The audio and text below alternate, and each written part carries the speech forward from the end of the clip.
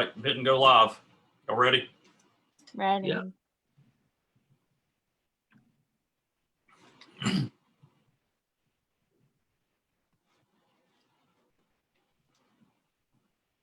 All right. It says redirecting.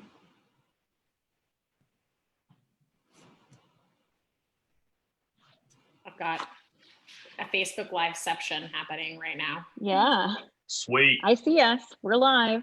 All right. We are live. Sweet. So hey everybody, I'm Steve Muller with Vantage Realty Pros out of Charlotte, North Carolina, and I'm very excited to have two extremely good realtors, extremely smart people with us today. We've got Kelly Henderson out of the Greater Phoenix metro area, and we've got Jay Fischetti out of the Greater Baltimore metro area. And the goal today is to give a bit of a feel for what the national real estate market's going to do. So we're going to talk about it locally in our areas, but then we're also going to speak a little bit about what we foresee nationally.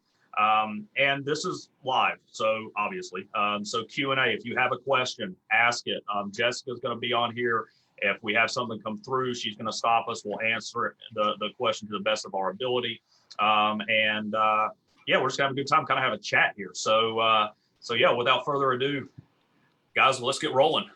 So I want to start with Jay. So what, through this whole COVID-19 situation, what are you seeing? I know you're in the Northeast, so, I think you guys are a little greater impact than we were here in the South, but I'm kind of wondering what you've seen.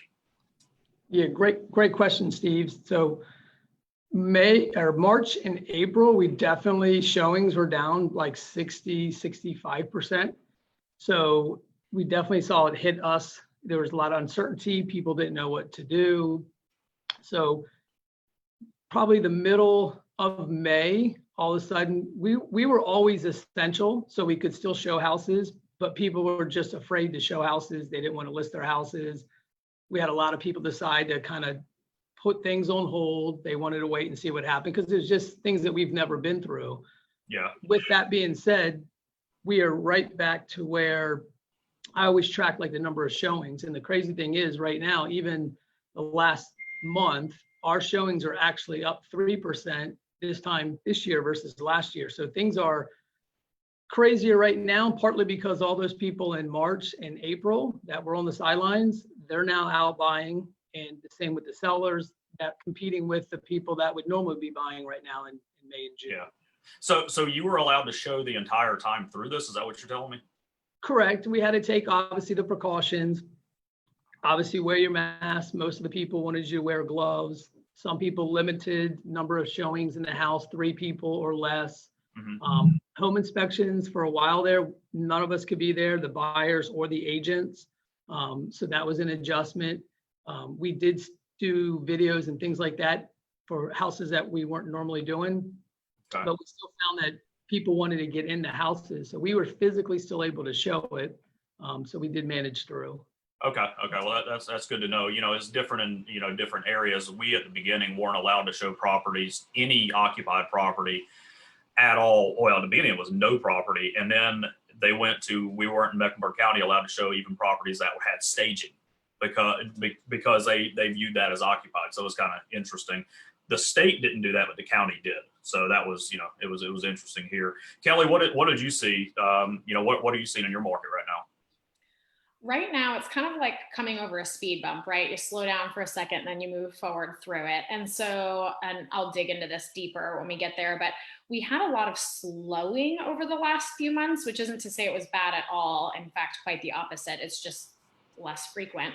Yeah. But now that we're through it, things have just been going gangbusters. And I think, to be honest, with any sort of big change or concern or whatever the case is, what ends up usually being a holdup is just fear. Yeah. I know I was talking to a client recently who asked about, what buyers left the market and different things like that. And a lot of the industries that were most greatly affected at the beginning of COVID, now I think that's changed a little bit, but especially at the beginning of COVID, were industries where it's just scientifically or mathematically more difficult to qualify for a loan in the first place, right? Yeah. If you think of, if I'm a restaurant server, I have to have 2 years of tax returns to be able to even qualify for a loan in the first place, as opposed to maybe somebody with a W-2, it looks totally different. So I think one of the reasons that, especially in Arizona, that this wasn't hit as hard is just because the industries that were the most greatly affected already had plenty of hoops to jump through on the financing side of things anyways. Yeah. Okay. And what did you see any a spike in unemployment in the Phoenix area? Did you feel any effects by that? I mean, we really didn't. like, I think just like everybody has had their fair share of those numbers increase, so did we. But I think that what we've seen is the people who were most affected weren't the ones who are actually buying at the moment. Yeah, that's kind of my own business. In like the 6 weeks of COVID being the most like serious here, we had 2 buyers walk away. One because they didn't qualify for financing anymore due to being furloughed, and then the other because they owned a business and just wanted to keep their assets liquid in case they needed them. So that one will come back, but that's out of all of our clients. We had 2. Yeah. Okay. I would say, like, to me, and I know we're going to dig into this, but if I was going to give like a blanket statement, I would say that's really the difference when people talk about COVID numbers and what that did for real estate. What it did is it flushed out the people who weren't as motivated. Yeah. That could be an internal motivation, right? Or maybe an external motivation, like a job relocation or whatever the case is. But the people who were motivated and had the opportunity capitalized on it. Yeah. That's great to hear. So, and we saw the same thing. It did kind of, the people that didn't necessarily have a need to move, they pumped the brakes. So now, we have more motivated sellers and buyers, that are out there. Jay, what did you see? Did you see any effect of unemployment or anything like that? Yeah, great questions. Same like Kelly, I had 2 buyers that one was during a transaction, one was pre-transaction. Their income, nothing changed on their end, but the type of loan that they were getting, qualifications went up. So the lenders tightened up their guidelines. So we lost 2 because of that, and I know some other agents I spoke to had lost some as well. Either they got furloughed, they got put on hold, things like that. So I don't know the exact numbers other than, like I said, we've had 2 affected that were able to qualify because of that, and just changing what they're doing, a loan, things like that. So not a big hit per se, but I also think, like Kelly said, this really weeded out the non-serious buyers, the non-serious sellers. So anybody that wanted to look at houses, they were serious. So there wasn't wasting as much time as you might have before for a buyer that you didn't think was, serious, and they found that they really weren't. Yeah. Well, that's good to hear. Now, what, inventory levels, as far as the amount of homes for sale, what are you guys seeing in your areas? Either one of you can go. For us, super, super, super strong seller's market. Okay. Now in Phoenix, it has been a seller's market since 2009. Yeah. And yet our inventory is drastically low. Month supply of inventory. So someone is watching and they have no idea what it means to be in a seller's market. A balanced market is 4 to 6 months supply of inventory, meaning if no new homes came on the market, in 4 to 6 months, they would all be sold. So less than 4 months supply is a seller's market, and more than 6 months supply is a buyer's market. Here in Phoenix, we're at about 2.5% or 2.5 months supply of inventory. That's kind of mid-range as far as what I've seen in my career. I've been licensed for about 9 years now, and that's kind of middle of the boat, but we did scoop all the way into the ones during this COVID process. And so inventory dried up pretty great. So fantastic time to be a seller and just a really competitive time to be a buyer. Yeah. What about you, Jay? Yeah, same thing. So we're right at about 2.5. Our absorption rate is about 2.5%. Like Kelly was saying, that's how long it would take to sell if no new houses came on the market. Average day on the market right now is 35 days for the listings. We are way down. We are definitely a seller's market. This time last year, we had over 10,000 active listings in the Baltimore area. Right now, we have 6,200. Oh, wow. So, that's a big difference. Yeah. So you can see, and a lot of that, I think, is COVID, where people may decide to hold off, but it's still a great time. A lot of people I talk to they hear the news or things like that, and they think it's not a great time to buy or sell. With the rates being crazy low right now, people are still buying. And then the inventory, I said, there's just not a lot of good houses for sale. And even the ones that you think aren't going to sell, we're getting multiple offers. I think 95% of the homes we sold this year, there's competing offers. Only one or two I think we had that didn't have competing offers. Yeah. Wow. I mean, and that's kind of similar to even here. I mean, we're at 1.7 months inventory in Mecklenburg County. I mean, it's been a seller's market for the last, I don't know, 8 years or so. I mean, we've been seeing below 3 months, but there's some homes that, you're almost surprised at the numbers we're getting right now. I mean, we're going into multiples and you don't expect it. Interestingly, I've had a couple calls come in from clients over the past few days where they would say, "Hey, Steve, tell me how bad the market is." And I just chuckle and I'm like, well, it's not. And I start giving them the same information as that you both have said, and that's part of the reason we're doing this, is just to make sure that people are getting accurate information. The sky is not falling. I don't know what you guys have been hearing too, but I've also, heard people talking about, well, we're going to have foreclosures and this is similar to, 2008 and 9. And I'm like, it couldn't be any more different than 2008, 2009. It is so different, just because a big reason is because of inventory levels.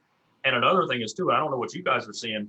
People have more, generally speaking, have more escrow in their, or not escrow, excuse me, have more equity in their house right now.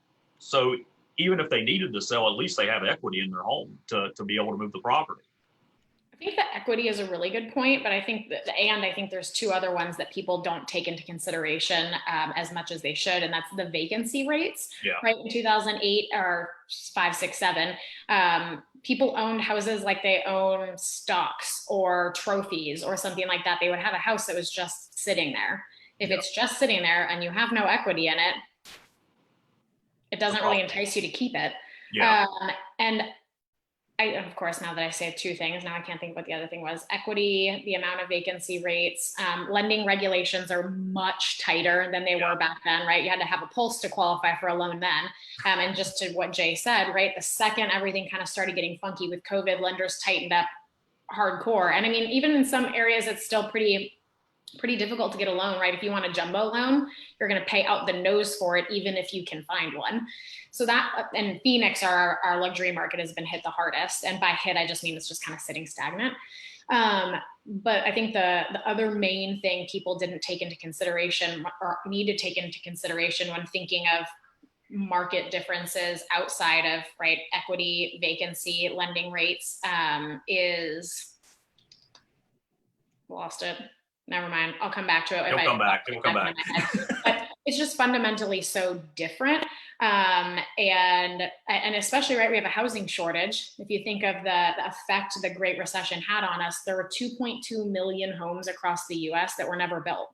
Yeah. Well, it's not like our population stopped for all of that time. The population has grown. And so in many areas, that's why we see that really intense sellers market, is because their population has increased, but their housing hasn't changed to meet the demand. Yeah. So I have a question for you guys. Some folks want to know, in your markets, does this mean that you're seeing more multiple offer situations coming back around? Yeah, we never stopped it. I mean, great question. We just had 14 different offers on the property. We weren't fortunate enough to get it. That same buyer, though, we were to get an offer accepted, had 8 offers. So we, like I said, I think we're 40 some transactions this year, and 95% are at least multiple offers. And what we're now really seeing too is it's getting tougher. Like if a buyer needs closing costs help, I mean, we've got to come up with other programs or ways to come up with money, because if you're asking for closing in this market, they're just not getting. So we're having those strong, uncomfortable conversations that this is a seller's market. So our job is, because like you said earlier, Steve, some people are thinking, hey, how bad's the market? What's going on? And I'm like, it can't be any further from the truth. And I kind of foresee this happening, knowing that at March and April, which was slower, consistent, but much, slower, that there was going to be like the floodgates opening up coming, May and June. And that's what we've seen. Like the other thing that's been a struggle is now with COVID, the showing. So we're not allowed, we used to be able to show 3 or 4 people could be in the house at the same time. So I'm showing houses tonight, and I had to schedule these appointments like 3 nights ago to just pick the spots that are available. So that's been one of the challenges, with everyone showing the houses all at once because there is a lot of people out there. And again, at least here in the Maryland, Baltimore area, we're a shortage of nice listings. So the ones that I was going to show the other night, had 4 houses to look at on Monday night. Both had been all 4 had been on the market less than 48 hours. 3 of the 4 had sold. The listing agent called me. I pulled up to the house and said, Jay, I've got 2 offers on the property, both above asking. So you got to let me know tonight. And my people just politely passed. We're going back out tonight, but it's crazy right now. Wow, that's amazing. Yeah, I didn't know it was that crazy in the Baltimore area. Kelly, what about you? I mean, with the question that was just asked. Jess, can you repeat the question again too? I just want to make sure Multiple offers. Yeah, multiple offers. Yeah, are you seeing a lot of multiple offers? And then a backup question that Jay just kind of touched on was people were asking, since this is such a seller's market, you guys are saying, and you're seeing multiple offers and things like that, they wanted to know how you were handling showings. Are people still going to lots of showings in person? Are you selling to people who are more going on virtual tours? What are you guys seeing with that? Kelly, I'll let you take it. Yeah, so for us, multiple offers has still been pretty consistent. It didn't ever go away, but I would say that there was a point in time where like multiple offers meant 2 offers. And then there's a point in time where multiple offers means 15 offers. And I think it depends on the way I've been explaining it to clients is that depending on the house is how many offers we can expect to be competing against. So if it's like an average Joe, it might not move as quickly as if you have a house. Like to me, the biggest make or break is sellers who put just a little bit more energy and effort into getting their house on the market, right? Going in and doing some really basic stuff to either update or modernize their house a little bit will pay dividends, because if 2 houses go on the market at the exact same time, at the exact same price, and this one looks like it's out of 1990, and this one looks like it's maybe even just 2005, right? It's really light updating, not all the way to 2020, either taste or updates or whatever the case is. One might sell with 10 offers in 48 hours, and the other one might sell multiple offer, like 2 offers in 2 weeks, right? Where on day 14, you randomly have 2 people right at the same time. So it just depends on the house as far as how competitive it's going to be. But I would say in almost every situation, I mean, think if you're either the buyer or the seller, the more competition, if you like it, other people like it. Yeah. And so the stuff people are liking is the stuff that has multiple offers. If you don't like it, it probably doesn't have multiple offers, but there's a reason you don't like it. Well, so to add on to that, what are some of the small upgrades, inexpensive upgrades that can be made to these houses just to update them a little bit? I'll take it first. Yeah, I was asking you, Kelly, sorry. Oh, that's fine. The thing that I've been talking to a lot of clients about is refinishing kitchen cabinets. Yeah. I think people have this assumption that refinishing kitchen cabinets is a $10,000, $15,000, $20,000 project. And that's true if you're replacing them. Mm-hmm. But if you're refinishing them, we're talking about, and obviously every market is different, but in Arizona, you could totally refinish kitchen cabinets for less than $3,000. Yeah. So for $2,000, you're gonna, put X, Y, and Z into a house. And then if you get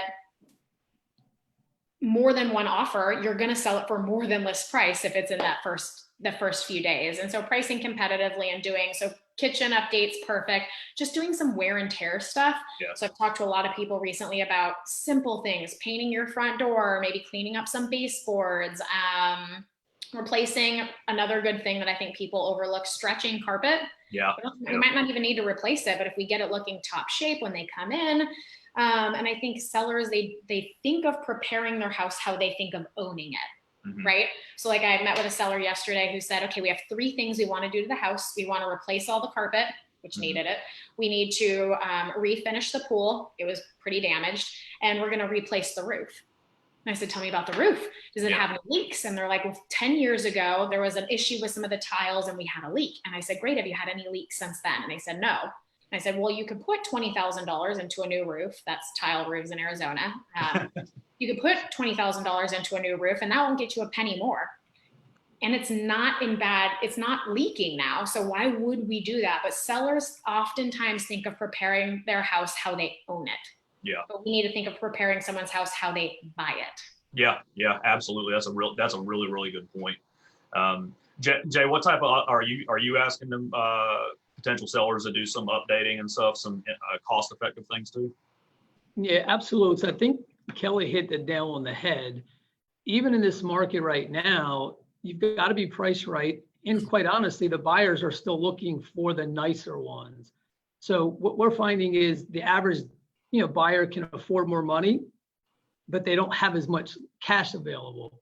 So they rather spend more money, a little bit more in their payments with these rates being so low, than going in finding a house that needs to be fixed up. Because right off the bat, I'm trying to get people do the carpets, paint the house, like Kelly said, paint the front door. We just did one. Perfect example. We were on the market for a little while. The price was a little high, but the kitchen was very dated. All the feedback was dated. He didn't want to redo the kitchen. We took the house off the market at $450 during the pandemic as well. Put new kitchen flooring, all new appliances, granite countertops, and they painted the cabinets for $1,300 and looked brand new, painted them white, had our stager give us some ideas. Put the house back on the market at $450, tripled our showings that weekend, had multiple offers, and it got it sold without even adjusting the price. Yeah. So some of these sellers are thinking, hey, this market, they hear it's great, and we're telling them, hey, it's a seller's market, but they're not always doing the things that you need to do. I tell them you only get one chance to make a first impression. So that's why there's a lot of flippers out there. They're buying these houses and making them really nice. I mean, kitchens, like Kelly said, some people worry about HVAC in the roof. The buyers don't look at that. I tell them, let's worry about it on the home inspection. If I got 10 offers, I can leverage that 10 offers and not make the buyers get a new roof or get a new HVAC. What they want to see is the new kitchens, the new bathrooms, those kind of things. Sell them the sizzle, not necessarily the steak. Yeah, absolutely. That's a good point. I mean, for us, I remember a particular story that we had a home that the paint looked good with, the interior paint looked good. The carpet did not, so we got the carpet replaced. I think it cost like $3,000 to get the carpet replaced, but they had the wood colored stained moldings, on both the floor of baseboards and also the crown. And I was like, you know what, you don't really need to paint the walls, but let's just get all this molding painted white. Let's just freshen it up, because it just really dated the house. And it was amazing. We took that listing, and it had expired. We took that listing, I think it cost them $1,000. It was hardly anything to paint those, and sold it in a matter of a couple of days, just by making those couple small changes. Put carpet in it, and paint the moldings. It just made it pop. It made the home look completely different whenever we did that. So a lot of times it's not that expensive to make it really, really sellable. It's just, okay, you got to have somebody come in there and say, first of all, we have the vendors. Secondly, we know what needs to be done. And then, we market it properly once you take the listing. So, it's interesting. It doesn't really take that much a lot of times. Now, question for you guys, Jess, I don't know if we have any other questions that have come through. But I was going to ask, what are you guys seeing with like pending sales and stuff now that we've, pretty much opened back up? Are you guys up like we are on pendings now? Jay, you want to start? Yeah, great questions. So we are, and the numbers are still a little bit skewed. The pendings are definitely up right now. What's happening, if you look at what's settled, those numbers still look off a little bit, about 3%. That's because things were a little bit slower.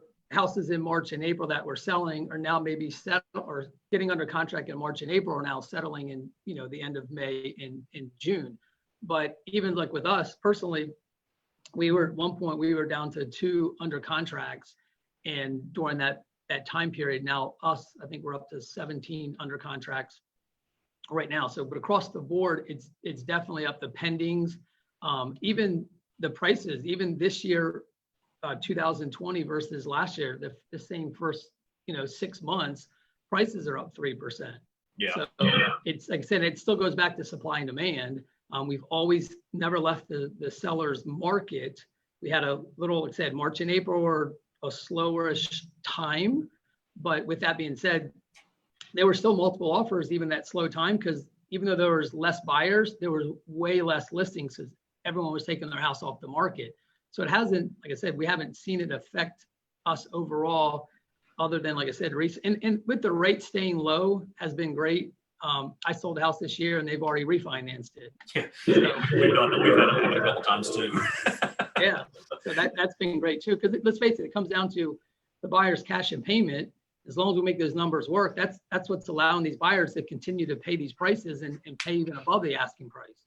Yeah, absolutely. Now, Kelly, what are you seeing? Are you seeing pendings on the increase or stable, or where are they? Oh, I think you're on mute. Sorry about that. Pendings are increasing now, but we saw, I think Jay made the perfect point to this. Numbers that we track in general decreased, right? We're looking at how many closings, how many pendings, what's new hitting the market, that kind of thing. All those numbers were down. And so I think when people hear down numbers, they think that that must be like a bad thing. Well, just to what Jay said, if you have buyers leave the market and sellers leave the market, nothing changed, right? Yeah. If I still want to buy a house, I probably still have the same type of competition that I was dealing with before. And so even though a lot of those numbers went down, it wasn't necessarily that pricing changed or that things got manipulated that way. Yeah. So for us, if we look at monthly sales, Arizona is highly seasonal in a way that most of the country isn't, right? Most of the country, like their summer months and going into the fall are the hot time. For us, that is literally quite hot here. And so we see that May ends up being our last big month of the year, and then we trail back off until January of the next year. Okay. So if we compare May to May closed sales 2019 to 2020, we're actually down 34%. So from an economic standpoint, that's a definite speed bump. And in that exact same time, we didn't have buyers and sellers not achieve what they were looking for, right? Yeah. So when you put yourself in like, I want to buy a house or I want to sell a house, nothing's really changed. Yeah. Now, price point here changed a little bit. We did see our average price point drop by about $15,000, but that was when people hear that, they think like, wow, that's a good chunk of money to lose equity that quickly. Well, not necessarily, because A, you only lose the equity when you're selling. Yeah. But B, there were two main factors that affected that. The first is that there was some fear. I do think some people kind of put themselves in a fire sale position, right? If you own an Airbnb, better selling that thing than holding on to it for who knows how many days or months. So I think there were some people who probably undersold where they needed to be. And I think that our MLS suggests that that accounted for about 2.5% of a price drop that we saw. Okay. The other half of that is our average price point dropped because our higher price point homes haven't been on the market, right? Yeah. If you have a $4 million house, you would not put it on the market in today's climate, or you might. But the good news is you're not competing against everybody. But if people weren't really motivated and they didn't need to sell it, they didn't put it on the market. Yeah. So when we look at like what's happening to those median numbers, that we believe that about 2.5% of our drop in price came from the fact that the data was just skewed because there were less luxury homes selling.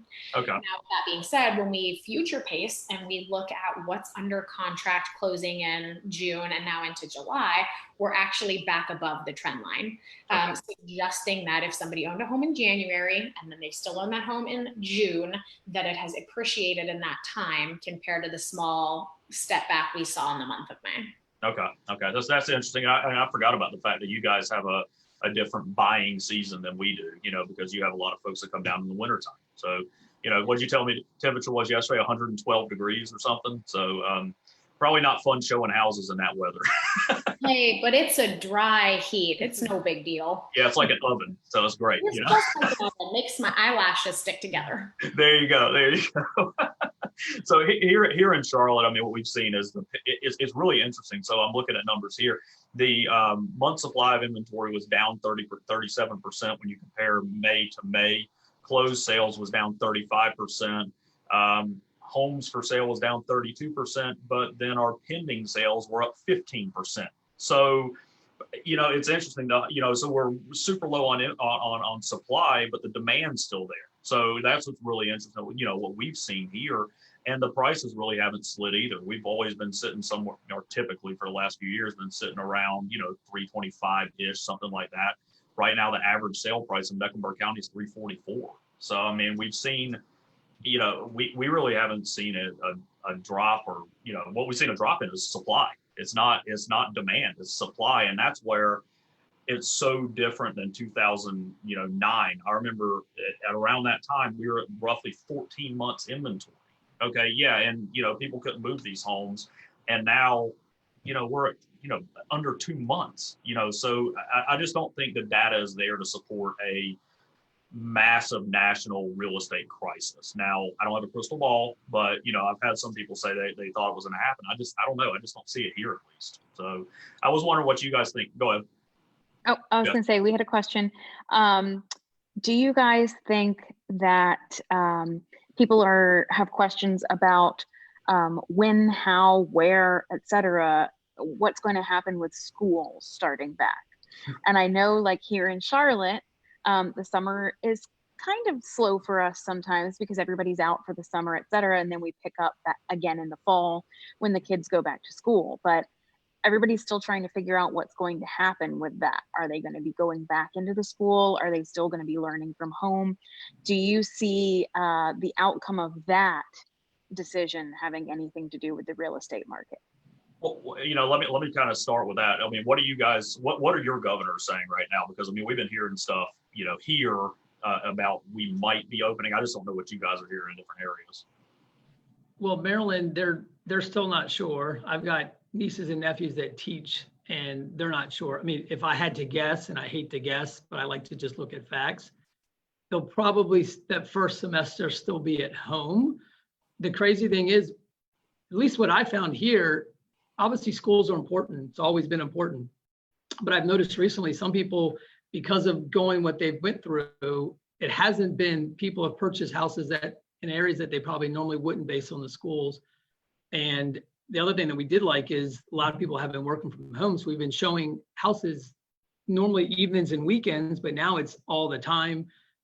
So again, my guess would be, based on what we're hearing, is they're not going to open back up or have them go back for at least that first semester. But I keep hearing both sides of it, and I'm like, well, we'll see when it happens. Yeah. What about you, Kelly? Arizona would be on a very different side of the spectrum for the political theory around how we're opening things back up. As of now, Arizona schools are opening in the fall. Regardless of if they do or they don't, we haven't seen any change in how schools are being perceived so far. I'd be curious to see if that changes. To me, what the biggest change has been in the perception of real estate through this time is now people are much more interested in in-home offices. Yeah. And I think before that used to be something where, like, if you had built-ins and whatnot, that was almost a downside, that you had to maybe like provide quotes on how to convert it back into a bedroom or whatever the case is. But I would say, if I had to give a percentage, probably 75% of the clients I've spoken with on the buy side in the last 3 months have brought up, we need 3 bedrooms and an office. Mm-hmm. And so it'll be really interesting to see in the years that follow what that looks like, because I think the piece of the market that's going to end up being hit the hardest is going to be commercial real estate. And it'll be, as people's leases come back up and they're figuring out what to do with that, I have a feeling that smaller commercial space is going to become much more prevalent, and that people will be working from home, which is going to require the need for more in-home office space. No one wants to be on their dining room table for the rest of eternity. Yeah. That brought up another interesting question. Is there anything other than a home office, that has become a popular request over this time in people who are looking for their next house? I would say office is the number one thing that's changed. I mean, that's been a major shift. People liked it. It was nice. It was a perk, in the past. Now it's like, it is a necessity. I have to have a space for an office. So they may be asking for a 4-bedroom home versus a 3-bedroom home, because now they're going to turn one of those bedrooms into an office, so that's, we're seeing that a lot. And Kelly, to kind of tag off what you were saying about commercial space, the office commercial, it's going to be really interesting to see what happens, because business owners, I mean, frankly, myself included, we've all recognized that we are very, very efficient working at home, and we don't need as much office space. And you think about these, the Bank of America Tower in Charlotte or whatever. I mean, it's the new norm to work at home, and people know they can do it, and almost in some cases be more efficient than they were when they were working from an office.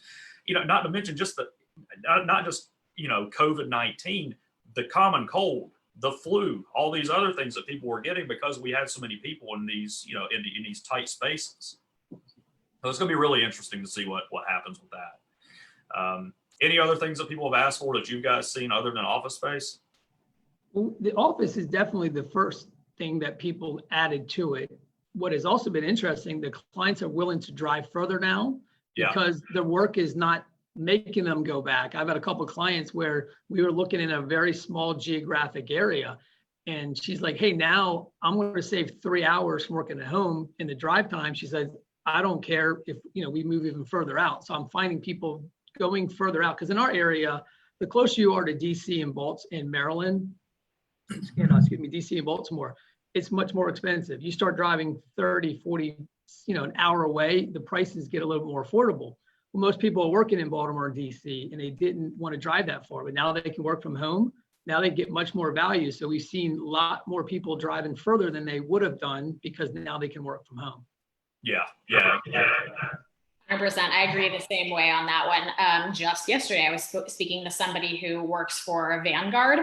Yeah. We have a location here that employs thousands of people, and they were talking about that their belief is that Vanguard will end up with some sort of part-time capacity when people do come back into the office. And the exact same thing, they opened up their search criteria by 30 more driving minutes, because if he only has to do it 2 or 3 times a week, then it's not as big of a deal as doing it every single day. And in theory, if you think of like that traffic component, right? If a lot of businesses do that, then traffic in general will lighten up, which will give people more opportunity for longer distance driving.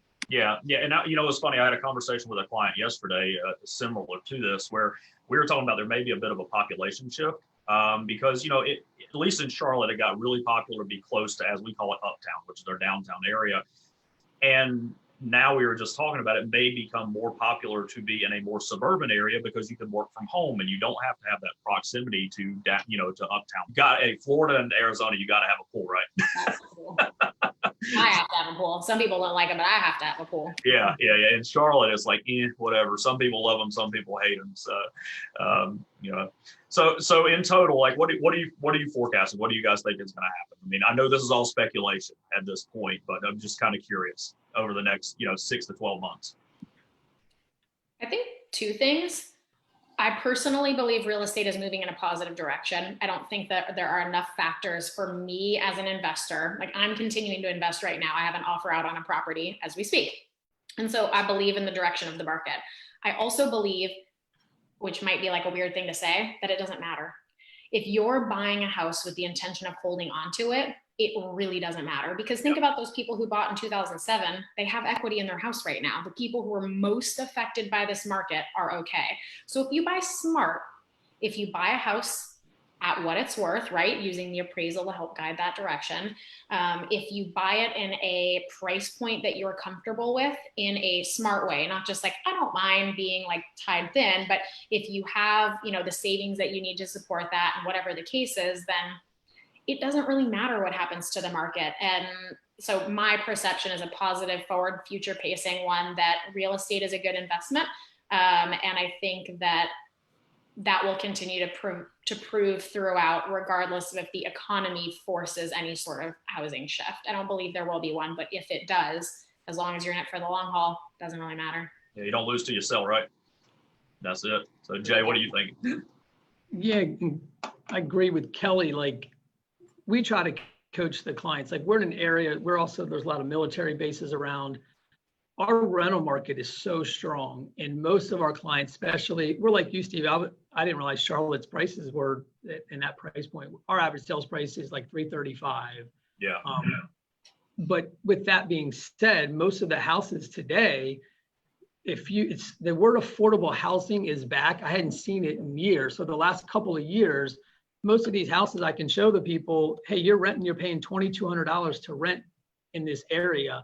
Right now, with the interest rates, you can purchase it for $1,800. So a lot of them, if they are nervous, I'll coach them and say, look, let's, like Kelly said, look long-term, not the short-term. We're trying to teach and build wealth for these clients, where I said, look, what's the worst? Because honestly, we don't know. I mean, we're in an election year. There's so many things that we can't control that we don't know what's going to happen. All I can say is, like, what's happening now? So what if something did happen? I'll show them how right now, based on what they're paying, okay, if the market doesn't allow them to sell it, the rental market, I show them, has always been strong. Like, it's crazy how much you can get for rental properties. I said, so worst case, if the market doesn't support selling your house in 4 to 5 years, we'll cross that bridge when we get there. but I'll show them how they can keep it as an investment. They can rent it out and make positive cash flow. So like Kelly, I'm trying to teach them on, hey, let's look long-term, and obviously what's best for their family and what their needs are. But no one, if I had a crystal ball, I'd be writing books everywhere, but I'm just gonna look at the past performance. No, like it is true. Like I tell them, hey, what's happening right now? Let's look at the trends. And I don't, like I said, almost like who cares, depending on what your needs are. Because I said, worst case, you rent it out, you hold on to it. And even myself, I tell them, I said, I purchased a house with another friend of mine years ago.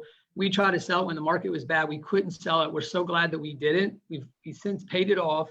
Now we're bringing in $1,800 a month positive cash flow that we tried selling it back when the market crashed in the 2000s. We couldn't because we're upside down. And I'm so glad that we didn't. So I'm telling the clients, learn from my mistake, hold on to it, and just look long-term instead of the short-term game. Yeah, it's funny because, Kelly, you both kind of touched on it. You only lose if you sell when you're underwater, basically, or, you sell for less than what you bought it for. So, a personal story, I purchased my first home in 2009. By 2010, I was about $30,000 in the red. And I remember, talking to my fiance at the time, my wife now, Sabrina, and she was like, oh my gosh, we're underwater. And I'm like, honey, it doesn't matter. We're fine. We're not selling anyway. Like where are we going to go? So we're not going to sell. And then 6 years later, we sold that property and we're well into the black by then. So it was a good investment. So it's just, I'm going with my needs were to keep that house anyway. I had no need to sell that home. So don't sell. And that's one of my questions that I ask clients right now through this whole situation is, if they tell me I need a bigger house, but they don't know if they want to buy because of COVID, I'll say, well, let me ask you this. Have your needs changed in the past 2 months? And they're probably going to say no. Say, okay, well, you're buying because you have a need and not because you're hedging the market. So, so take care of your primary residence. So, so it's very interesting. And I know we've gone a little over time than what we talked about. And the three of us can talk real estate for probably 3 hours. But the big thing we wanted to do is just give kind of a brief synopsis of what's going on with the market and what we're seeing. And it's really interesting to see that, Kelly in the Southwest and of course, Jay up in the Northeast are seeing very similar to things that we are in Charlotte. And I would bet that a lot of the metropolitan areas are seeing something pretty similar right now. So I don't know if you guys have anything that you want to add in closing, but I just kind of wanted to, first of all, thank you guys for coming and being a part of this with me. You are good friends of mine. I really, really appreciate it. And hey, at some point we're going to see each other in person, I hope. At some point. Yeah. So at some point in one of our events. So do you guys have anything else to add, or are we good to go here? Nothing new. I would just say, the people who joined in on this, it's because they wanted to learn. And that's really what it is, right? We get so much jammed down our throat, or we make so many assumptions. So I'm preaching to the right choir here. But just be an educated, informed consumer. We don't need to learn real estate in and out, but you have to have a great partner and a great professional. And so if you tuned into this Facebook because you don't know what's going on, then just connect with your agent. And if you feel like they're not able to answer that question, then depending on where you're at, I'm sure we could find you the right person for you. I'm pretty certain we could. Yeah, definitely. So, well, guys, thank y'all once again. I appreciate it. Everybody who tuned in. Hopefully this was helpful. And we'll have to do this again. Absolutely. Thanks for having me, guys. All right, guys, Thanks take care. All right, take care. Bye.